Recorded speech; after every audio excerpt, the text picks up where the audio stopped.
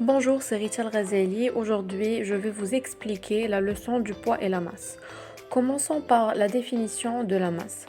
La masse définit la quantité de matière d'un objet, ça veut dire les atomes et les molécules qui forment cet objet ou ce corps.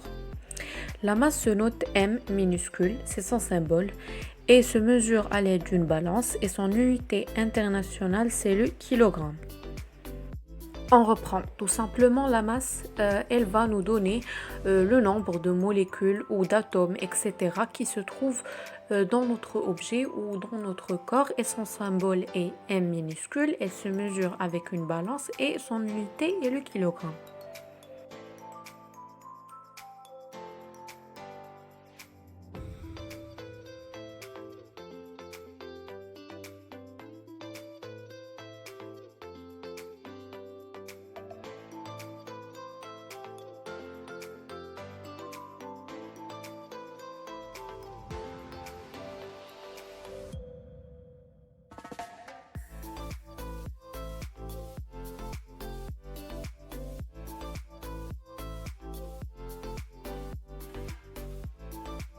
Maintenant qu'on a expliqué c'est quoi la masse, passons au poids.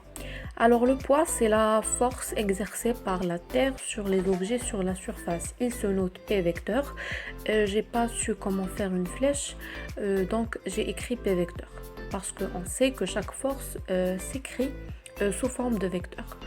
Bien sûr, chaque force possède 4 caractéristiques qu'on connaît déjà, qu'on les ait déjà vues dans les autres leçons.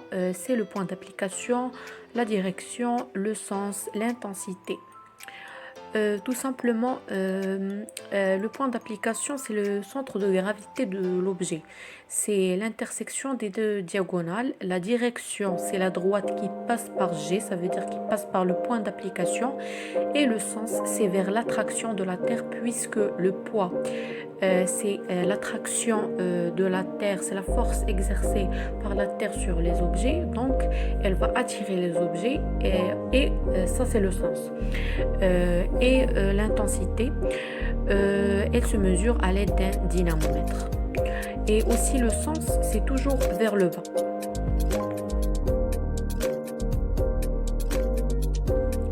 Passons maintenant au troisième chapitre de la leçon, c'est la relation entre le poids et la masse. Alors, on a fait une petite expérience pour comprendre. On a pris des objets différents, on a mesuré leur masse et leur poids. On a des valeurs différentes comme vous voyez. Mais on a pris le poids, on l'a divisé par la masse et il nous a donné 10. Et on remarque que 10 est similaire dans les trois cases. Et elle est constante, donc on va conclure que l'intensité du poids est proportionnelle à la masse. Donc la relation qu'on va retirer de cette expérience, c'est P égale à M fois G et elle s'appelle l'intensité de pesanteur.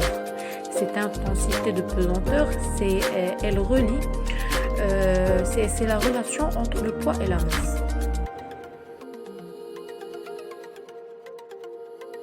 On peut l'utiliser pour calculer, c'est une relation, toujours ça dépend de qu'est-ce qu'on veut. Après je vais vous montrer un triangle qui concerne les calculs.